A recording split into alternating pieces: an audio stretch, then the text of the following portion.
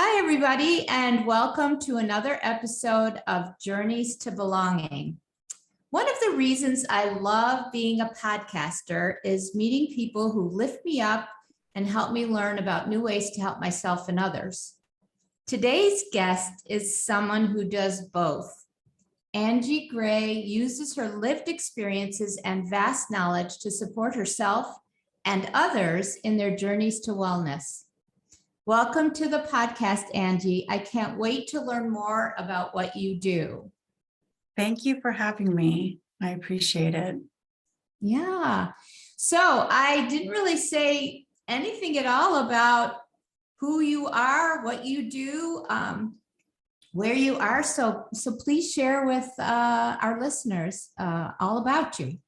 Sure. So I'm Angie. I am a mom first. I'm a wife. We live in Florida, where we just moved from my hometown to a town about an hour away. Mm-hmm. And we are planning to move to Central Florida by the end of the summer. So lots of transition. It's very exciting. Yes. Professionally, I am a Master certified NLP life coach. I'm an integrative nutrition health coach. And I started all of this as a massage therapist in 2004. Mm-hmm. So, the journey kind of has taken me through loops. It's been fun. We were homeschooling our son for a few years. And when we moved here, we didn't know anybody here. And everything checked off, all the things that I was nervous about public schooling, because there are no private schools here because it's such a small town. Everything checked off. And I'm so happy we found it because the school is amazing. But I really hope that I get to homeschool again because that was beautiful to me. We follow the Montessori philosophy of education and living. It kind of just came naturally to me and my husband, and is what helped me learn about or helped me discover NLP. Because in Montessori, one of the main things that me and my husband love about Montessori is you speak to the child as if they are another human being on the same level as you. You speak to them with respect. And you speak to them in ways that you tell them what you would like them to do, and they may or may not do it. But when I was introduced to NLP, I learned, so you just speak to adults the same way. You speak to yourself the same way, with kindness and lovingness, and what it is that you want from them or for yourself. So all of it just fits together in this beautiful puzzle to me that I know a lot of other people look at me and they're like, well, how does any of this connect? I'm like, it just does. It's the perfect puzzle. Yes. Oh, that's such a really interesting journey. For our listeners who don't know what NLP is, can you explain a little bit? Yes, I'm sorry. So NLP is neuro-linguistic programming, and basically it is the user's manual for the mind. Mm-hmm. It is a way to communicate with yourself and others to get the outcome that you want, versus going on with the programming that we were taught by our caregivers and society, of just going, taking what you get and trying to do the best with that. This way you speak in a way that your mind understands what it is that you actually desire, and you match up with that. Yeah, I'm sure there's a lot more to that. So thank you for, anybody who's interested in if you have any specific website or websites that people could, look at. Of course, they can get in touch with you, and we'll put all that information in the show notes. But if you have any particular website that explains more about it, I'd be happy to add it to the show notes. So the first question I always ask my guests, Anji, is if I say the word belonging or feeling a sense of belonging, what's the first thing that comes to mind? The very first thing that comes to mind is I get this like warm feeling in my chest. And belonging starts with you, how you feel about yourself, because how you feel about yourself is the people and circumstances that you're going to attract to yourself. Right. So you have to be able to be comfortable in your own skin by yourself if you're going to find a sense of belonging elsewhere. Right. Yeah. Yeah. And I call that self-belonging. I think there are others probably who call it that, but it's that whole idea of forming your self-concept in a positive way. And I know that's one of the things that you talk to your clients about also. So I know in your bio, you said you're a mom first and how you sort of came to what you did, but just really briefly, what is your work? I mean, what are the things that you do in your professional sense? I'm a coach, so I help women break the toxic patterns that they've been programmed to accept. And I teach them how to use language so that they can create the life that they want to. And I help them understand how, like I said before, self-belonging is the key to belonging. You have to understand who you are. You have to love and appreciate who you are, quote unquote, flaws and all, because it's just a part of us. If we cannot accept those things about ourselves, you can't expect somebody else to. Right. I love the way you put that. Yeah, I talk about that in my book, Journeys to Belonging, but I think it's really well said by you in terms of how we picture ourselves as how other people are going to perceive us. So if we've got this negative self-talk in our heads, it's going to emanate out to others. So yes, the first question, well, obviously I just asked the first question about belonging, but the first question particular to you, Anji, the past few years have been obviously traumatic for everyone around the world.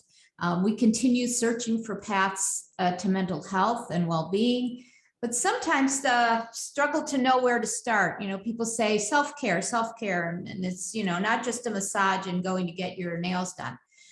So you have a coaching framework that you call the Mahal Method. I think I pronounced it correctly. Can you describe what it is, why it's Mahal, and how it can help us on our path to wellness?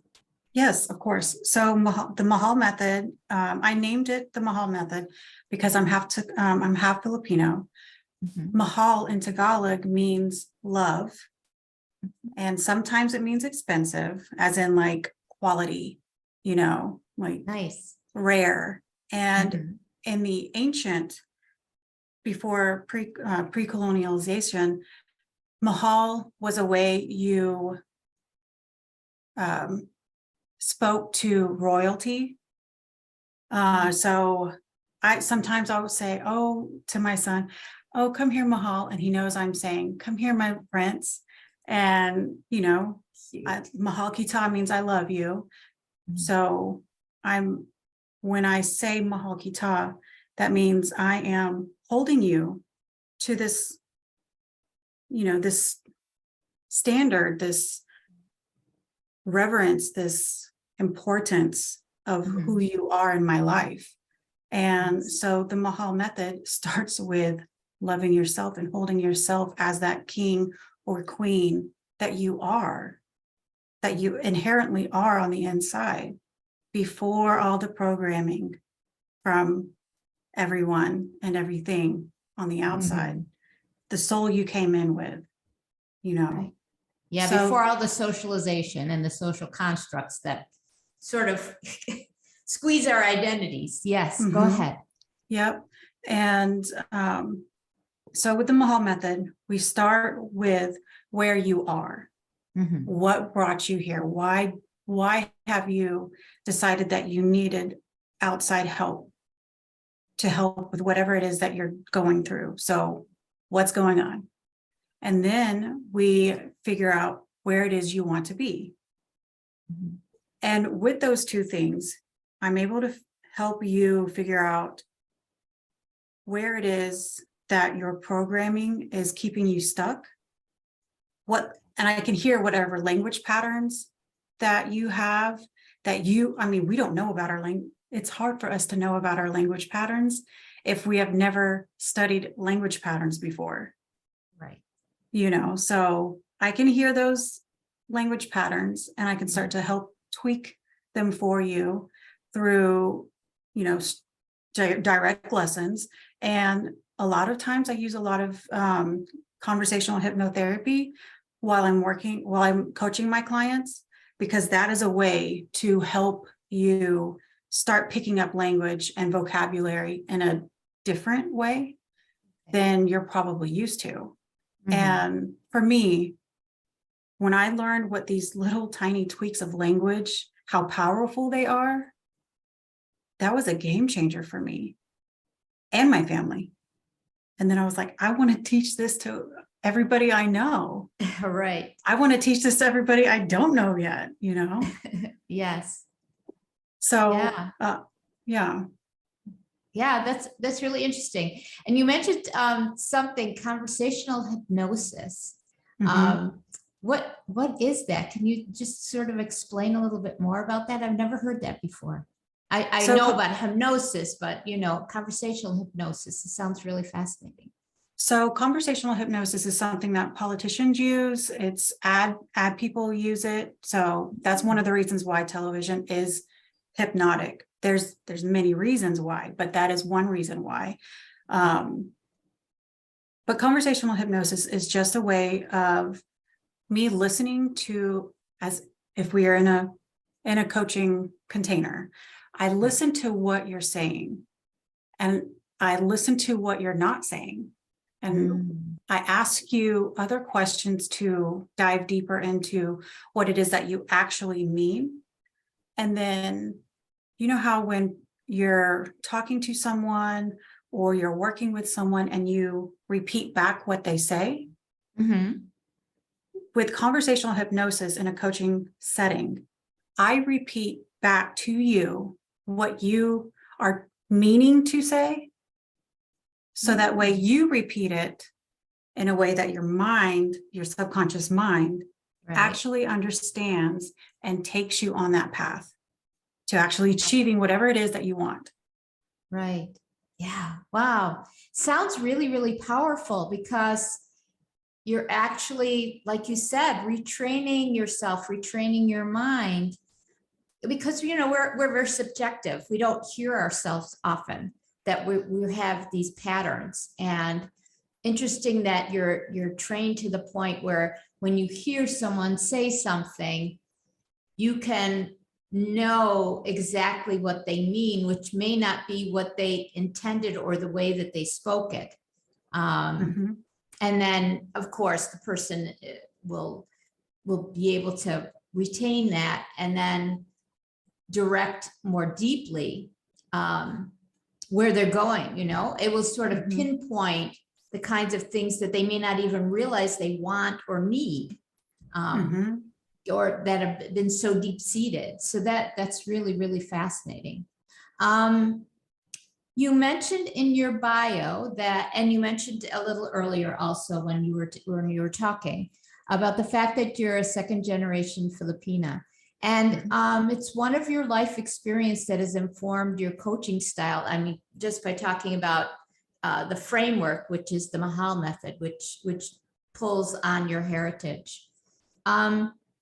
And it's informed your coaching style as it explores the intersections of culture, spirituality, and healing.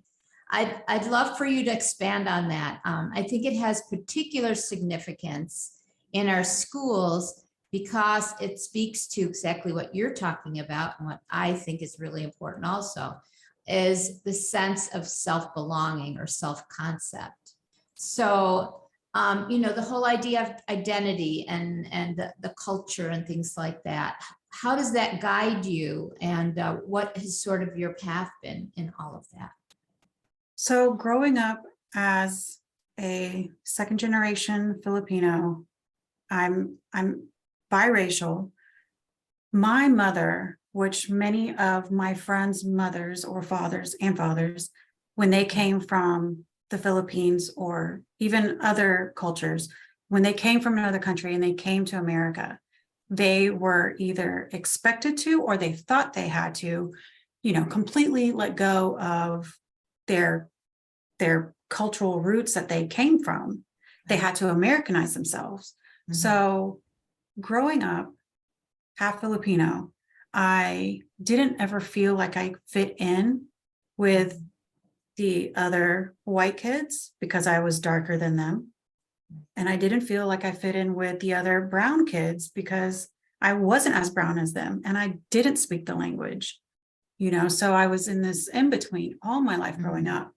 And then in high school, and I also didn't go to the school that all the other Filipinos went to. So I just felt I was always just in between, different. Which worked. Yes, which worked for a lot of things because I was friends with almost everyone. Mm-hmm. But I never felt like I belonged to a group.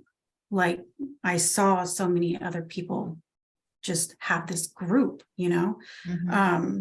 You didn't see yourself in that. Right. Right. There was something that was missing. Yes. Yeah. I understand. Yeah, go ahead. So one of the reasons why I make sure to bring my Filipino side into my coaching containers is because there are so many other people like me who I would never know that they didn't feel like they didn't belong. Right. But when that conversation comes up, I still hear it from friends who are half Filipino and half white, just like me, who I grew up with. I would have never known if we didn't have that conversation. Right. So I mean, it's just a normal thing that we think is normal, but I mean, it is normal, but it's a sense, it's something in our heart that we want to belong that we can't even word because it's just not something we saw growing up. I think it's more prevalent now, but I'm not in school, so I don't know, but I know for the other adults like me, there are things in the Filipino culture that, we long for, we want, but we feel so detached from it because we either have never been to our homeland. Like I have not ever been to the Philippines, and that's something I want to do. Right. I am learning now how to speak Tagalog. Me and my son are taking Tagalog lessons, and it's so much fun. It is so much fun. What a great bonding experience too. I love it so much, and he's picking up on it so fast. And through this class, they have taught us some old traditions that I never took part in because, you're American. You need to be you live in America. You need to be American. And he is all like, there's a thing called manopo where if you are younger, you take the elder's hand and you put it on your forehead. He does that to me all the time. Oh, wow. And I just think it is the sweetest thing. And he doesn't see anybody do it, but the fact that he takes the time to do that it's everything. I feel like I'm doing something right, instilling the culture. I mean, having any kind of exposure to other cultures is, of course, extremely important. And other languages, obviously, but we often find, life kind of continues, and we, like you said, we don't realize what we're missing. We don't realize that sort of part of us that we buried without realizing it's buried. And I'm sure that when you have conversations with people who have, we talk about the intersection of identities, right? And it isn't, sometimes it isn't just the culture that we came from, or the fact that we're half and half or second or third generation, but it could have to do, with identity and gender and other ways. Exactly. Recognizing that's all part of who we are on this journey to self-belonging or discovering ourselves is obviously really important. And I think the work that you do in order to help people get there is just so important. And the fact that you're paying attention to it with your son. How old is he now? He's 7. He's going to be 8 in 2 weeks. Oh, wow. Happy early birthday to him. Thank you. Yes. Yeah. So that's a great segue into my next question. So I'm curious to know about your journey as a mother. And as you mentioned, that was the first thing you talked about in your bio.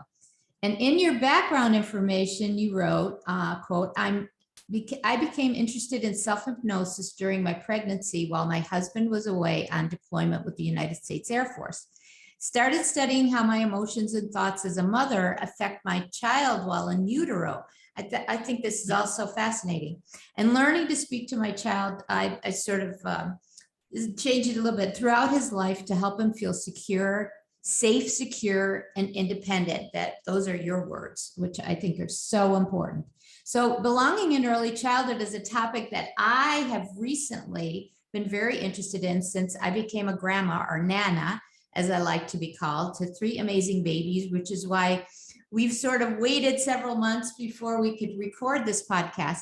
And again, thank you for being so patient. So as an educator, I am keen to ensure that our students feel that sense of belonging, especially the sense of self-belonging, which you're all about also, as soon as they start attending daycare or a school program, or even homeschool like you've been doing for your son. So tell me more about how you made the belonging connection with your son. You talked a little bit about, the language learning and so forth, but take us back to what you're talking about in terms of in utero, and then, in the early days and so forth, because again, I am really keen to start discussing that and really letting our listeners know, not just educators, but parents everywhere. So take us on that journey. Okay. Yeah. So when me and my husband tried to get pregnant for 3 years. The doctor said, you probably won't be able to have children. You need to find another way to have a family if this is what you want. So we were like, okay. We said, we will figure out adoption when he gets back from his deployment. And of course, as soon as you let it go, the universe says, here you go. It's what you've been wanting. The timing is totally wrong, but here you go. We found out 2 weeks before he had to go on deployment. And my husband, he was so distraught. I said, it's fine. It's fine. I know you love me. Mm-hmm. I know I feel so secure in our relationship. It is fine. I know that I can take care of me. Mm-hmm. And as long as I can feel your love from across the world, that is all that we need. We will figure out how to talk to each other. It is completely fine. And so I took that time to really figure out, my thought process went, okay, so if this baby is inside me and my thoughts are inside me, that means my baby can hear, feel, and understand my thoughts. So I want to make sure that my thoughts are as pure and uplifting and beautiful to give him the best start he can have. Mm-hmm. And I was like, how do I find this? Thank you, Google, and I found hypno babies. And I was like, okay, what is this? Oh, wow. Yeah. So hypno babies is a way to basically hypnotize yourself so that you can have a pain-free delivery, which it did work for me, but I used it as a way to start thinking and like reprogramming my brain so that my thoughts were productive and they were, positive. Mhm. And I was like, how can I use this to help my baby? And it was great. It was honestly, it was a bunch of affirmations, which I had never done before. Mhm. We don't And take the time to do that. You're right. Yeah. right. And I thought that was the perfect time. What better Mhm. time than now? Sure. I was like, if it doesn't work, I got 9 months. That's it. Like Yeah. this is a 9-month experience, experiment, not a big Both. deal. Right. Well, the hypnobirthing helped me, stay in this positive frame. I learned how to speak to my baby, you know, intentionally. Mhm. I made sure that the music I listened to, the TV shows I listened to, the books I read, the conversations I had, because our language creates our world. Our language creates our thoughts create our world. Mhm. That I understood. And once he was born, I said, how can I take this to the next level? Now that he is out of me, does he, is he psychic? Like, can he read my thoughts? So how can I take this to the next level? And that's how I found Montessori. So instead of just thinking these thoughts, I said them out loud. I made sure to say these positive things out loud. I made sure to speak to him as in a way of saying, you can do it. Mommy's here. You're safe, Right. yeah. And then from there, we learned the difference between Montessori and just regular public school Mhm. education, and how Montessori works with the development of the child's mind versus trying to fit it into a box. I was like, Mhm. perfect, Yes. Yes. yeah. Yeah. So I know you said your son is in school, but you're hoping to homeschool again. Mhm. Just what was that or what is that experience like? I mean, is it I've read about Montessori and Reggio Emilia. I know it's very exploratory. It's very child guided. Um, what are some of the things that you found really successful in terms of encouraging your son to feel more secure in himself, especially his self-confidence, his self-esteem, those things that often are lacking in our children because they don't get exposed to those kinds of experiences. It's this rule following and, stay in your seat kind of environment. So what have you seen with that has worked with your son? Giving him a safe space to explore, giving him boundaries so that he can be quote unquote dangerous, jump, play, do all those things. Right. Where me, Angie, the mom, the person who has none of this, education about all of these things. Yeah. I'm like, please stop. I mean, that part is still me, I'm still Sure. mom, and I still want him to be safe.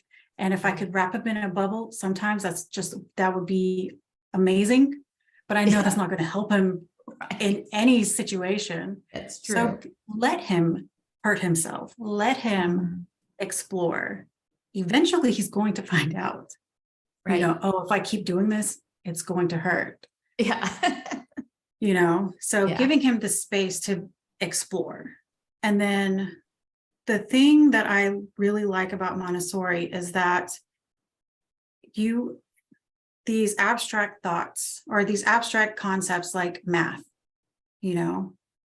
they give you, I know a lot of my friends are like, who I've seen like his homeschool room, because we still have his homeschool room. They see a bunch of toys. Right. What it actually is a bunch of physical tools to help them manipulate and have a concrete thing that they can hold that represents these big concepts like numbers and Right. math, nouns, Right. So it helps him see what it is that he's thinking. Mhm. And now, since he's in public school, that's been a little challenge, not so much for him, but me and his dad. It's hard for us to see the way that public school teaches, which there's nothing Mhm. wrong with it. It's just not what we're used to. Right. And the way my son is able to do these math problems in his head so quickly, like completely blows my mind. And he's just like, oh, it's just 10 blocks. And he's using, when he's talking to us, he uses the Montessori terminology. I'm just like, oh yeah, you're right. You're absolutely right. And I mean, he is. So Yes. he's got that confidence that he knows what he's talking about, which is Yeah. absolutely beautiful. Yeah. And that's wonderful too, because we often say that students these days aren't able to hold things in their heads. They're not able to do the kind of computation that I learned to do when many years ago when I was in school. There was a lot of mental math, a lot of really being able to hold things and troubleshoot and all of that. And they talk about, the learning, they talk about lack of engagement, that big buzzword of education, that there's lack of engagement by students, and there needs to be more authentic learning, experiential learning, and so forth. And again, it takes me back to Montessori, Reggio Emilia, this whole idea of project-based learning, where you start with something that the child is interested in, that the child can either see or imagine and be able to connect to. Again, that sense of safety and belonging.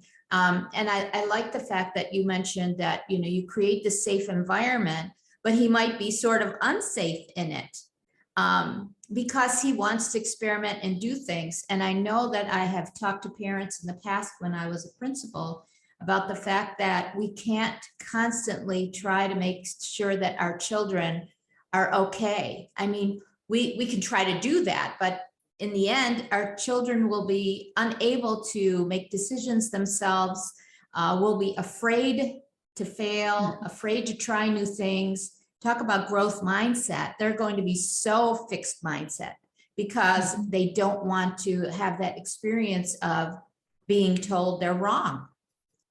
And because they've never had that experience before. So we can't really save them all the time. I love the fact that you mentioned that you, as a mother, you would like to do that, but you sort of, when you can, because we do make, we do get involved and we do say no sometimes, but is to realize that they have to do that. That's part of the way that they become healthy.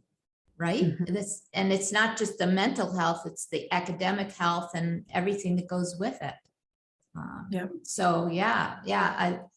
I just love everything that you're talking about. We have so many connections and so many levels. The fact that we sort of randomly connected, I think, is not random at all. Truth be told. So Angie, is there anything else that you wanted to talk about or anything else you wanted to mention to our listeners that I haven't either asked you about or you haven't had a chance to talk about yet? I'm sure that there's something. Just learn to trust yourself as a person and as a parent, as a caregiver. Know that little part of you that ultimately knows what is right and wrong and safe and not, Right. Your child has also. Yeah, we have to watch and guide them and make sure that they are safe, but they're good. If they want to explore something, let them explore it. Just have that boundary, because that boundary is what makes it safe. Right. And and if you give them the tools, go ahead. Let them learn to be a think for themselves. That is such a big thing for me. Like, I just want my son to, even when he disagrees with me or is mad, I'm like, that's fine.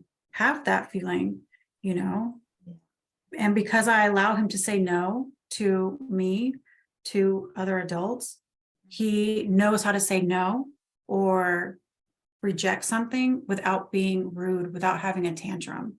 Mhm. And I think that is huge, because he's been given the space to explore that. Right. Yeah. And I think it also connects to you just mentioned boundaries for adults, but it also means that children learn that there are boundaries too. Mhm. And boundaries that allow them to be who they are and not be interfered or told if it's something they feel very strongly about. And I'm sure you have discussions with your son about things that perhaps you either disagree with or you're not sure that he understands fully well, about why he's saying no and so forth. But yes, and also this connection you made to saying no politely, saying Mhm. no in a way that's not rude. If we don't allow them that ability, they're just going to come out and be really angry at us, and they are going to be rude to us because they don't know any different. Or shut down. Or shut And down. Yes. I would rather an outburst of anger than shutting down. Mm-hmm. Yes. Yeah. The getting quiet always is a worry.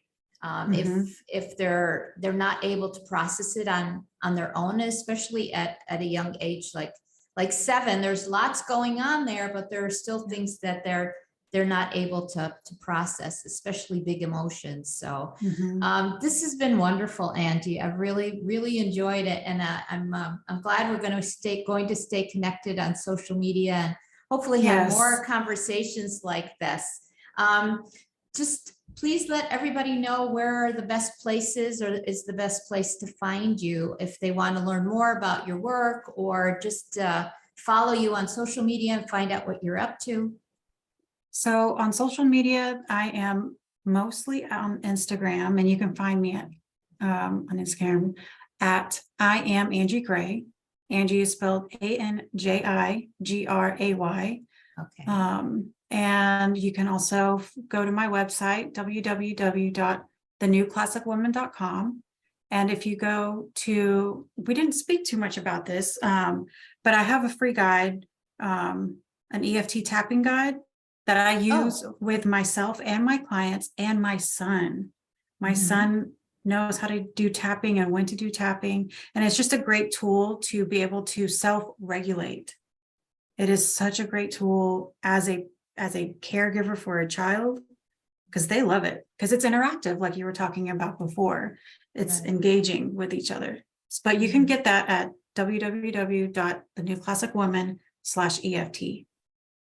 Okay. And Yeah. Yeah, go ahead. oh, that was it. Okay. Yeah, and all of that will be in the show notes so that anybody who didn't catch it while you were saying it, I've read about and looked into the tapping method. I haven't tried it myself, but I know people who use it and say that it is very beneficial. So definitely, if you're interested in knowing more about it, and Angie has a free guide on her website, definitely visit her website and find out more. And follow her on Instagram. I've started doing that now too, and I love being connected and listening to the things that you're telling us and teaching us. So, Angie, again, thank you so much for being on the podcast, and I look forward to further conversations in the future. Me too. Thank you so much for having me. I've loved this conversation. Thank you.